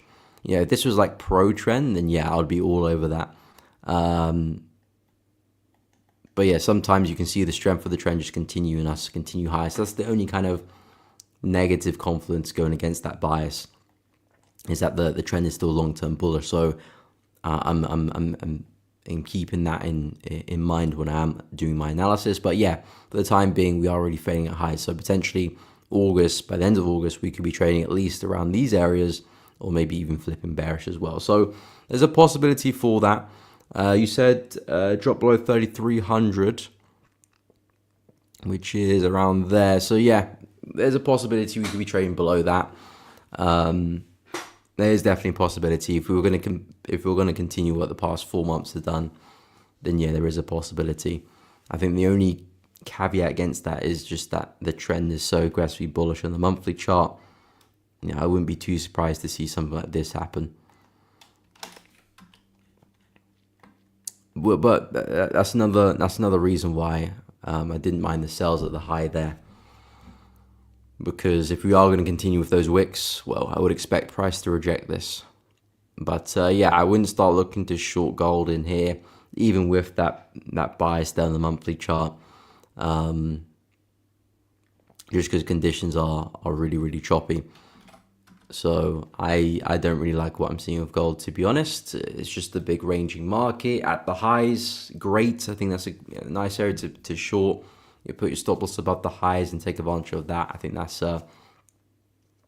something that makes sense. But in the middle, it's a whole different kettle of fish, and I do want to stay away from that. But of course, if you do see evidence of maybe a strong daily close above this, well, then we're going to have to rethink that. Maybe that actually does mean we're going to break out. But for now, yeah, I do agree. As long as we don't break to the upside and clear resistance here, I do think we can see some downside for gold. But it looks like it's happened a bit sooner than expected. We're looking a little bit bearish. But to be honest, I wouldn't be too surprised if we just see a higher low and push on. It's a very corrective market. That could easily happen. This is the only area which I would be happy to sell from. But it's a good spot though, Annie. It's a good spot though. I think if you could imagine that in like a big bearish market, let's say we were trending lower and then we're seeing a lot of those wicks there to the upside, well, you can be quite confident that, okay, August we are going to push down. Not only is the trend still likely to continue, but you're seeing a lot of signs of us failing to push higher. Yeah, we're probably going to continue because it's counter trend. It does lower the quality of the setup and the impact the wicks have.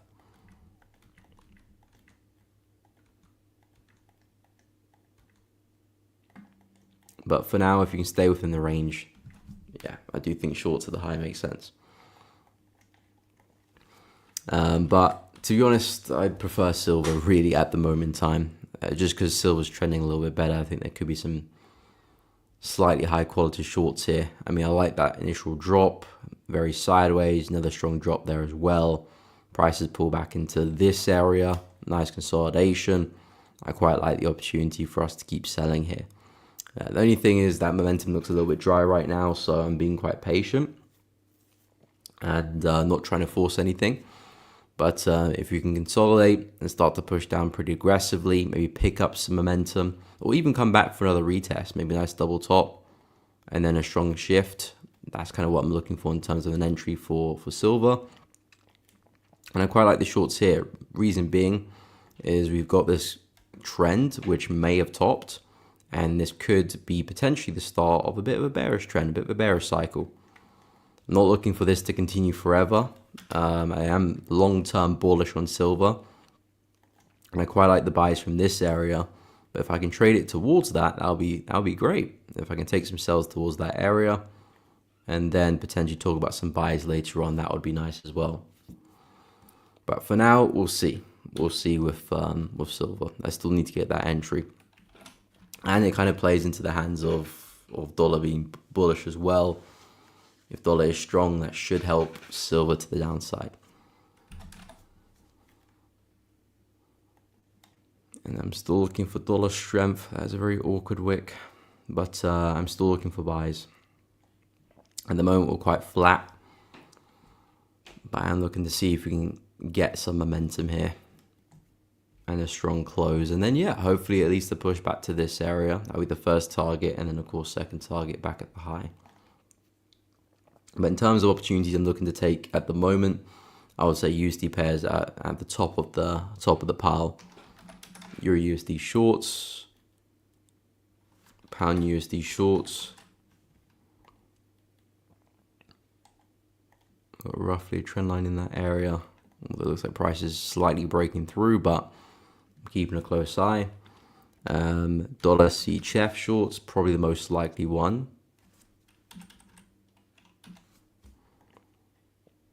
Looking really good, but I would probably still wait for the 8-hour candle to close, which is due in about 2 hours. So being patient for that. And which other pair? And Aussie dollar as well. I like Aussie dollar to the downside. Again, need to see some momentum before taking any shorts. So those four, actually 5 USD pairs. You can chuck silver in that situation as well. Those 5 USD pairs are the pairs which I'm going to be focusing a lot on. Again, the idea is not to trade all of them. It's just to pick the better one, really, because they kind of all rely on USD being strong. So I don't want to spread myself too thin and be heavily relying on USD being strong. If it's weak, yeah, that's potentially all of those setups are going to fail. And if it's strong, of course, potentially all those setups are gonna work as well. But I'd rather just pick one, manage one. If I can get that to break even, maybe I can hop into another USD pair if I do get the opportunity to do so. But for now, I'm just going to pick one and focus on that. In terms of opportunities outside the USD pairs, it is a little bit thin, to be honest. Not really liking the yen pairs at the moment, so I'm not really focused on any trades there. CAD pairs, I like the opportunity of shorting New Zealand CAD. I think there's a lot of room to the downside for this one, but not quite seeing the opportunity just yet. The way I see it, price is kind of consolidating here. Consolidating there as well. Finding even new support just below us. And yeah, is not moving too well. I think once we can kind of clear this noise, clear this mess, there could be some really nice short opportunities on the way back to the low here. And that's kind of where I think the bigger moves will be lying for New Zealand CAD, and that's the opportunity I want to take advantage of. But of course, until then, there's not much I can do. So New Zealand CAD, it's a pair I'll keep an eye on. It might be a pair for this week if we do break out, maybe even the week after. But yeah, compared to the other USD pairs which we just mentioned, nowhere near in terms of setting up right now. So again, a lot of my pairs that I'm focusing on are USD. Yeah, no other CAD pairs. Pound CAD's not quite there. Looking quite bullish actually. Of course, another pound pair, but not quite. Not much of an opportunity here really. Long term, I'm actually looking to short this one as well, but still quite bullish. Still respecting support pretty well. Aussie CAD, just a very noisy market at the moment. Kind of look at this as a bit of a range really. Equal lows there, equal highs roughly. Not really seeing much of an opportunity, so don't have much to speak on with that one. Euro CAD, again, it's quite a bullish market. Range did break to the downside, but broke comfortably back within the range. Looks like we could be pushing back to the high here. Still a very corrective trend as a whole. So again, it is a trend which I do see ending soon, but again, not going to try and jump the gun there. Don't think anything's quite there yet. So CAD pairs, not much apart from New Zealand CAD. Some other crosses, UNZD, I don't think we're quite ready with that one just yet. I am looking for some sells, but Not quite seeing that opportunity just yet. Still quite bullish. Euro Aussie, same situation. In fact, for this, just moving sideways. Pound NZD, I do think there could be some big sells for this one longer term.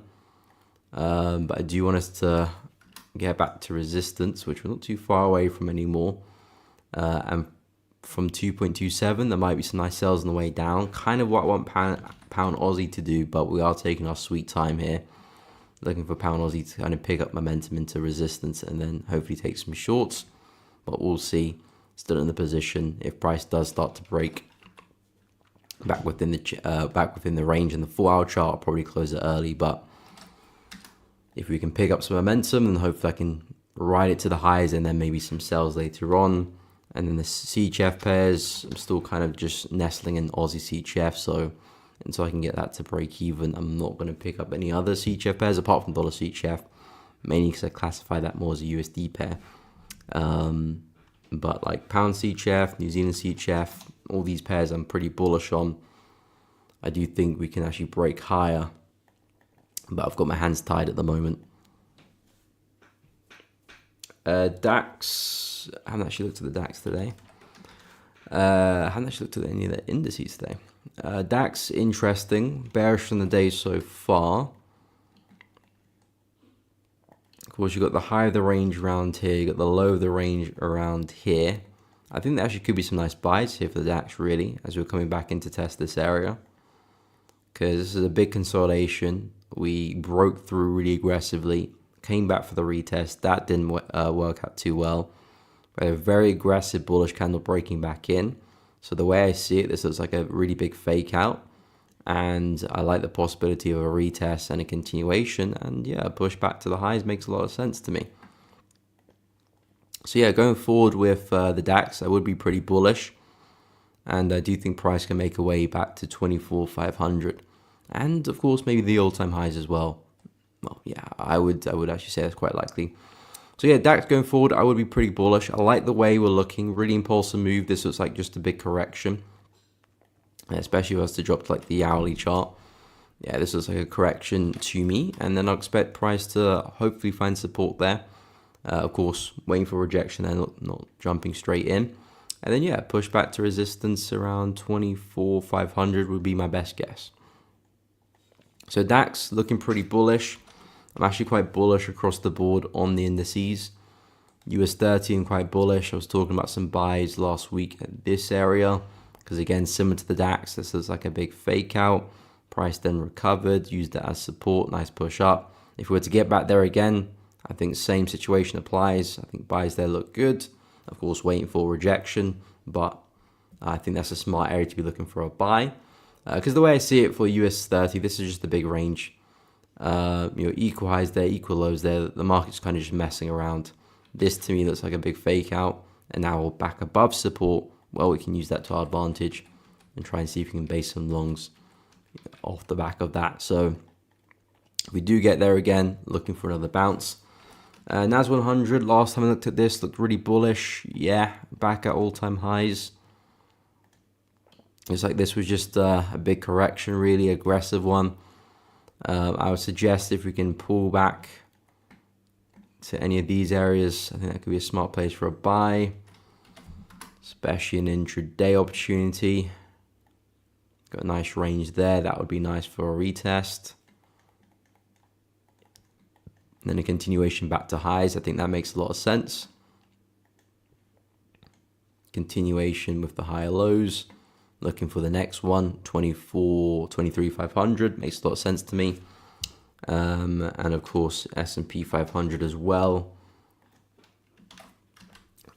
Not as bullish as NAS. I think NAS is looking a little bit bullish, a little bit more bullish, but same price action applies. Really aggressive sell-off, recovered, really aggressive V-shaped pattern, and since then the market's just been continuing to the upside there as well. So at this point, I do think we're probably going to come back and retest the highs there as well. You got a nice range there, similar pattern, bit of a consolidation, strong break to the upside, not as aggressive as NAS, but looking pretty healthy so far. I do think we get back to highs there as well.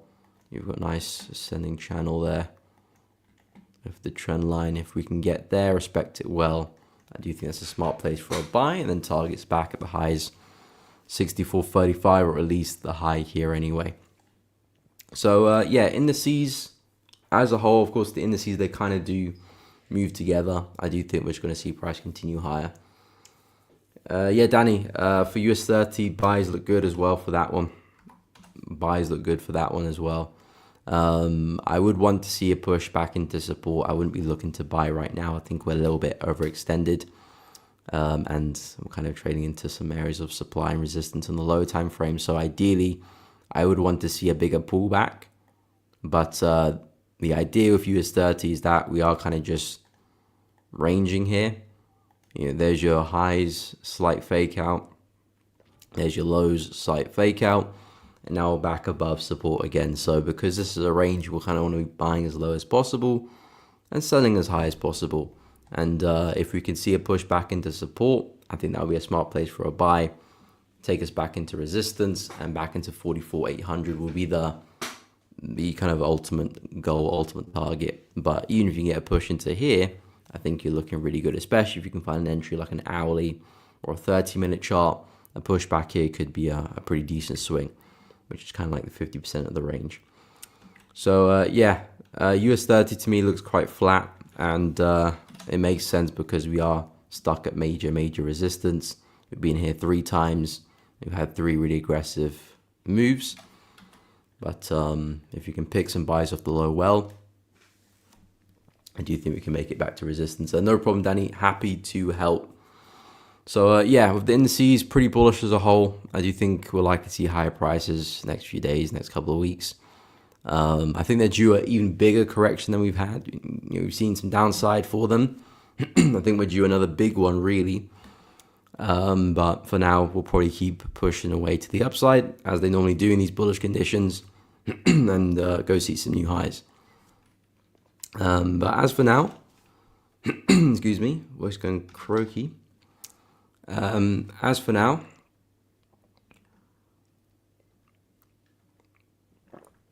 I'm just going to manage the 2 positions I am in, and monitor the USD pairs. Those are the pairs I'm looking to trade this week in terms of finding new entries.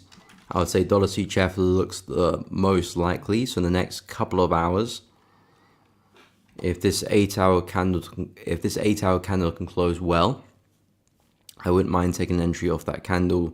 Stops underneath this area with targets around 0.82. So that's probably the most likely chart I'm probably looking to trade going forward. Yeah, this one and probably Euro USD. I'd say those are my 2 favorite, but I also will keep an eye on pound. But of course, pound's quite strong at the moment, so that does need to kind of switch around. But I think some momentum can kick in, and Aussie dollar as well. This one not really showing much signs just yet. But yeah, dollar CHF buys, going to keep a close eye. And again, I'm not looking to trade them all, just going to find the better one. So if I do enter dollar CHF this afternoon, then whatever happens with pound, whatever happens with euro, not really my concern right now. The focus will just be managing dollar CHF until I can get that to break even, or if I do get stopped out, then I can get into some other USD pairs. But for now, that will be my focus. And guys, we have approached the end of the stream. If I do get into any of those positions, of course, we'll go through that in the following stream tomorrow. So make sure you're there to find out. But if you have found it useful, please be sure to drop a like and subscribe to the channel. It does really help out. I do really appreciate each and every one of you tuning into the stream. Make sure you like, subscribe to the channel, hit the bell, share it with your friends as well. It does really help the channel grow. So I do really appreciate that. If you're finding the channel useful, showing some love does really help out. So I do really appreciate that, guys. But as I said, I'll be live every weekday this week from 10 a.m. to 12 p.m. So if you're free, pop in, come say hi. But hope you guys do have a great day, and hopefully I will catch you all tomorrow. So until the next one, take care, guys.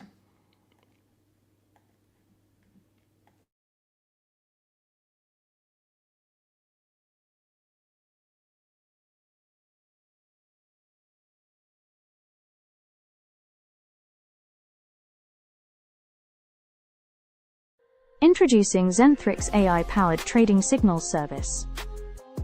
Tired of second-guessing your trades? Zentrix AI scans the markets 24/7 with powerful, proven indicators built to give you clarity. You get 200+ signals every day on 15-minute, 1-hour, 4-hour, and daily charts. We cover Forex, crypto, commodities, indices, and stocks, so you're covered no matter what you trade.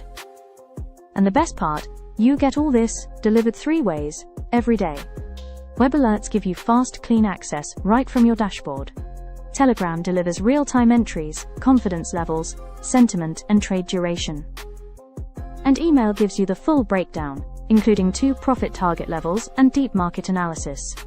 Just hold $5 worth of ZTR. See what you can achieve with powerful AI trading intelligence by Zentrix. Try it now. And join our Telegram channel.